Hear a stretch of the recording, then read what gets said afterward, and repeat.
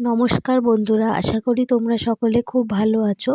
আজকে আমি রান্না করব আমুদি মাছের একটা রেসিপি। তার জন্য আমি এখানে আমুদি মাছ কেটে ধুয়ে পরিষ্কার করে নিয়েছি। এদিকে নিয়ে নিয়েছি থেতো করে রসুন, টমেটো কুচি, আলু কুচি আর পেঁয়াজ কুচি।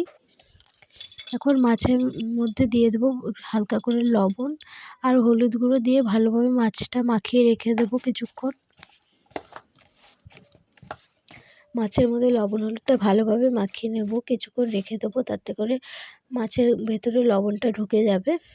এদিকে একটা কড়াই নিয়ে নিয়েছি, কড়াইতে বেশ কিছুটা তেল ভালোভাবে গরম করে নিয়েছি। ওর মধ্যে পেঁয়াজ কুচিটা দিয়ে দিচ্ছি, দিয়ে ভালোভাবে পেঁয়াজ কুচিটা একটু হালকা করে ভেজে নেব।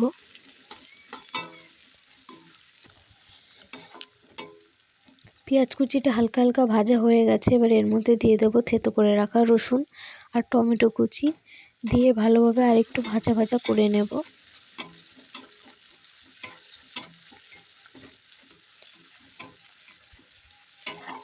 নেড়ে চেড়ে ভালোভাবে ভাজা ভাজা করে নিয়েছি। এবার এর মধ্যে দিয়ে দেবো কেটে রাখা আলুটা, দিয়ে হালকা করে নেড়ে চেড়ে নেব। ভালোভাবে নেড়ে চেড়ে একটু মিশিয়ে নেব। এবার এর মধ্যে দিয়ে দেবো পরিমাণ মতো লবণ, হলুদ গুঁড়ো, লঙ্কার গুঁড়ো আর দিয়ে দেবো জিরের গুঁড়ো, দিয়ে ভালোভাবে মশলাটা কষিয়ে নেব।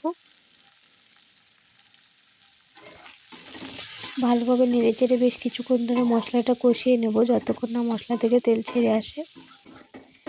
ভালোভাবে সব কিছু কষিয়ে নিয়েছি, মশলা থেকে ভালোভাবে তেল ছেড়ে এসেছে।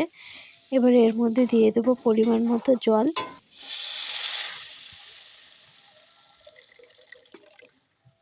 ভালোভাবে নেড়ে চেড়ে একটু মিশিয়ে নেব। ভালোভাবে নেড়ে চেড়ে মিশিয়ে নিয়েছি। এবার ওপর দিয়ে দেবো মাছগুলো, দিয়ে ওপরটায় হালকা করে নেড়ে চেড়ে দেবো। নেড়ে চেড়ে দিয়ে ভালোভাবে ঝোলটা ফুটিয়ে নেব। ঝোলটা ভালোভাবে ফুটিয়ে নিয়েছি। এদিকে আলুটাও ভালোভাবে সেদ্ধ হয়ে গেছে, মাছটাও সেদ্ধ হয়ে গেছে। আর কিছুক্ষণ ফুটে ঝোলটা একটু কমিয়ে নেব।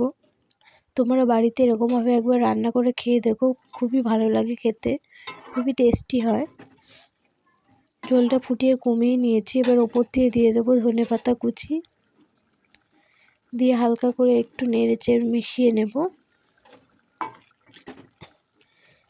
তোমরা বাড়িতে একবার হলেও এরকমভাবে রান্না করে খেয়ে দেখো, খেতে খুবই ভালো লাগে। আমুদি মাছের ঝাল হয়ে গেছে, এবার আমি নামিয়ে নেব। আশা করি তোমাদের ভালো লেগেছে। তোমাদের কেমন লেগেছে কমেন্ট করে আমাকে জানিও।